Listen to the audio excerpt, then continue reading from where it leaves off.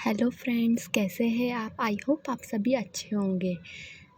चलिए आज की स्टोरी शुरू करते हैं। माँ का घर। एक दिन मैंने अपने पति के साथ झगड़े वाली सारी बात अपने भाई को बता दी।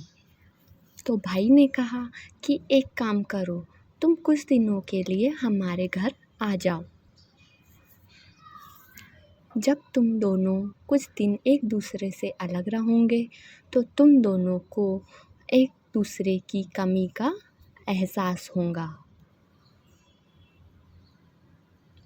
फिर मैं कुछ दिनों के लिए अपने पति का घर छोड़कर भाई के घर पर आ गई। हालांकि मेरा भाई बहुत ही अच्छा है, मुझे बहुत प्यार भी करता है, पर कहते हैं ना कि भाई चाहे कितना भी अच्छा क्यों ना हो, परंतु अगर कोई काम भाभी की मर्ज़ी के बगैर हो तो घर का माहौल ख़राब होने में देर नहीं लगती।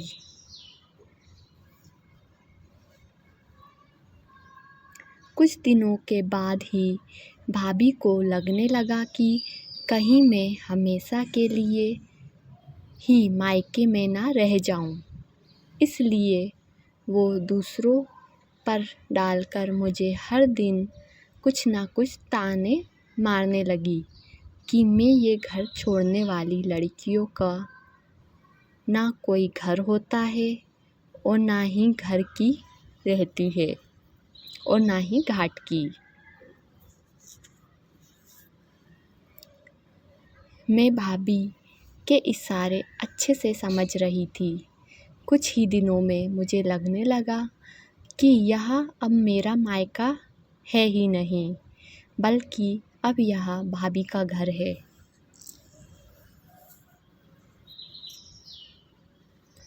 इधर मेरे पति को भी अकेलापन और मेरी कमी खलने लगी थी। वो महसूस होने लगा था कि मुझे लेने आ गए। मैं उनसे लिपटकर रोने लगी। फिर उन्होंने मेरे आंसू पोंछे और कहा कि चलो अपने घर। फिर मैं भाई का घर छोड़कर वापस अपने ससुराल आ गई।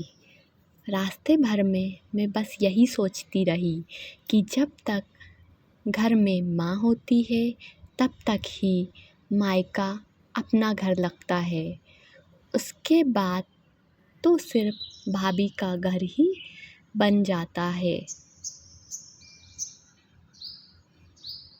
शायद तभी तो कहते हैं कि मायका माँ से होता है। तो फ्रेंड्स, ये तो थी हमारी आज की स्टोरी।